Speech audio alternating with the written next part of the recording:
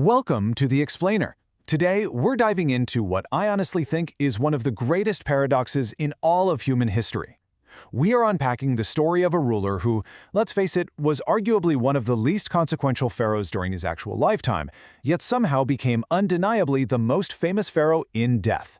For over 3,000 years, his legacy was literally erased, completely buried beneath the Egyptian sands. But today, we're going to uncover exactly why this child king continues to captivate the entire world and the immense weight of the crown he had to wear. So, let's get right into it. I want you to stop what you're doing for just a second and imagine being exactly 9 years old. Try to put yourself back in that mindset of childhood innocence. What were your absolute biggest worries back then? For most of us, it's a world defined by the edges of a playground, maybe the anxiety of a math test, or just wondering what's for dinner. It's this shielded, pretty carefree existence that is totally separated from the harsh realities of the adult world. Okay, you got that relatable reality of a 9-year-old in your head? Well, shatter it. We are looking at a massive, almost incomprehensible contrast here. Imagine waking up one morning and being told, hey, your childhood is over right now. You are now the absolute ruler of an entire country. There was no gentle transition period. There was absolutely zero warning, and most importantly, there was no choice in the matter. The sudden, crushing responsibility thrust upon young Tutankhamun is almost impossible to wrap your head around. You go from homework and playing with friends to holding the weight of an empire, literally overnight. To really grasp the gravity of a 9-year-old king, we have to look at the geopolitical climate around 1332 BC. Egypt wasn't just some country, it was an ancient superpower. They were navigating this crazy era of sprawling empires, really fierce rivalries, and complex international alliances. And suddenly, sitting at the absolute center of this immense, incredibly volatile web of global power was a little boy who hadn't even reached his 10th birthday. I mean, just think about the crushing burden this placed on a literal child. On paper, he commanded massive sprawling armies. He was the figurehead for incredible towering monuments that were literally designed to outlast time itself. And perhaps the most mind-boggling part? He was expected to be worshipped by millions of subjects as a living god on Earth. Now, because Tutankhamun was so impossibly young, the actual day-to-day mechanics of ruling fell to a powerful circle of experienced advisors. Guys like the Vizier Ai and the military commander Horemheb. They held the true reins of power behind the throne. But it was the boy king who had to carry the massive, heavy, symbolic responsibility of leading one of history's greatest civilization. And here's the kicker. The Egypt he inherited, it was not a peaceful, stable nation. Restoring a divided kingdom was priority number one. Before Tutankhamun even took his first breath as king, the country had endured some massive, chaotic trauma. His predecessor, the radical Pharaoh Akhenaten, had completely upended centuries of tradition, and it basically plunged the state into deep political and social turmoil. So the kingdom handed to this 9-year-old boy was dangerously, dangerously fractured. Let's walk through exactly how this happened. Step 1. Those major, radical religious changes forced through by the previous pharaoh completely divide the country.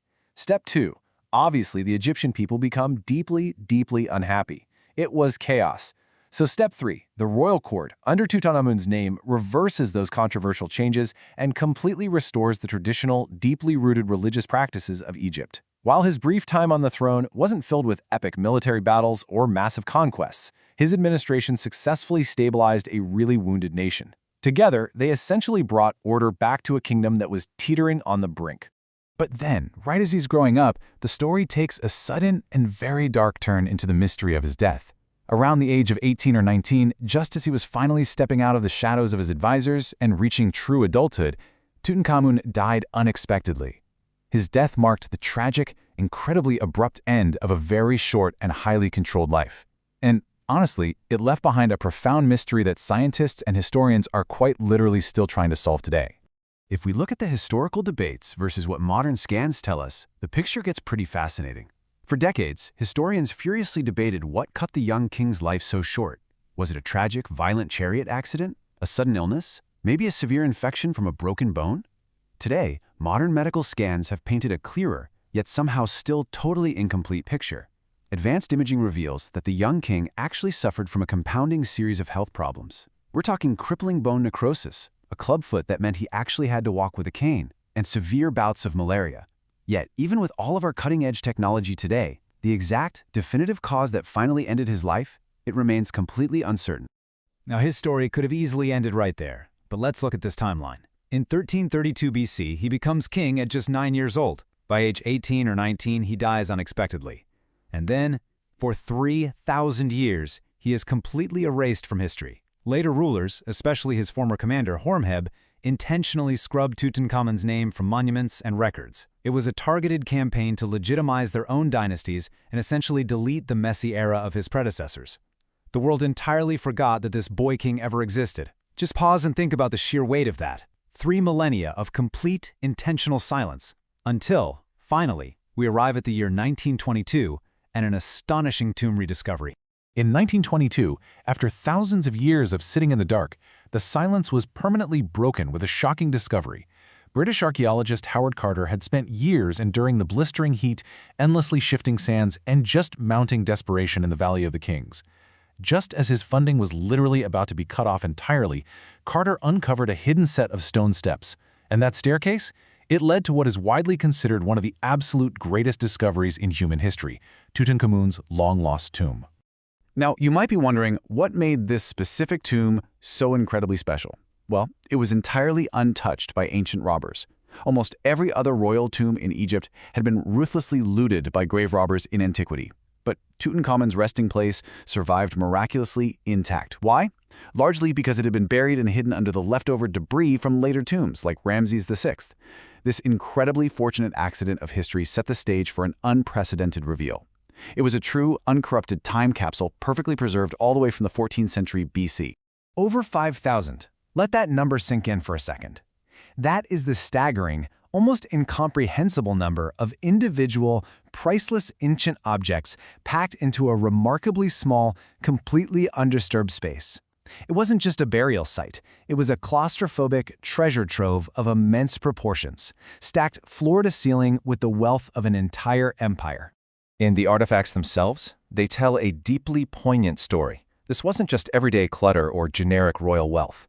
They found his magnificent golden mask, an object of unbelievable craftsmanship that has since basically become the iconic symbol of ancient Egypt. But right alongside the priceless jewelry, there were ancient weapons for battles the frail king likely never even fought, royal furniture, and carefully prepared food meant to sustain a life that had been cut tragically short. The contrast of this immense imperial wealth sitting next to the intimate, personal items of a young man, it instantly made Carter's find a global sensation. But you know how it goes. With such a massive historic discovery came an equally massive global media frenzy. And we have to talk about the truth behind the curse. Soon after the tomb was opened, the story rapidly transitioned from an archaeological triumph into something entirely different. Something a lot darker that captured the world's imagination in a completely new and deeply unsettling way. Newspapers around the globe began splashing this chilling phrase across their front pages: the curse of the Pharaoh.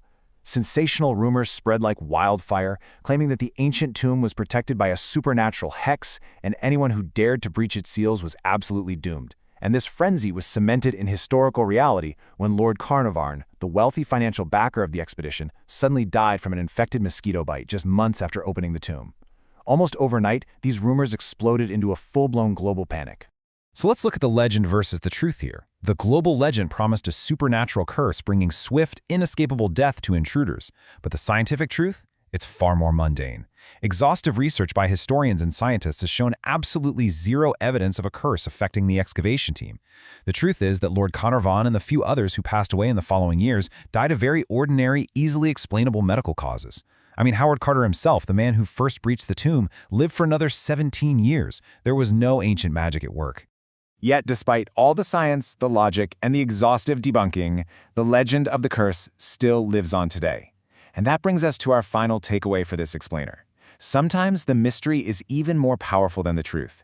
Human imagination is endlessly captivated by the unknown, by the allure of a forgotten boy king and a hidden tomb sealed away in the dark. It really makes you wonder, what other incredible stories are still waiting, completely untouched beneath the sands, just waiting for us to uncover them? Thank you so much for joining me to explore the unbelievable life of Tutankhamun. Keep asking questions because, as you'll see, not everything is obvious.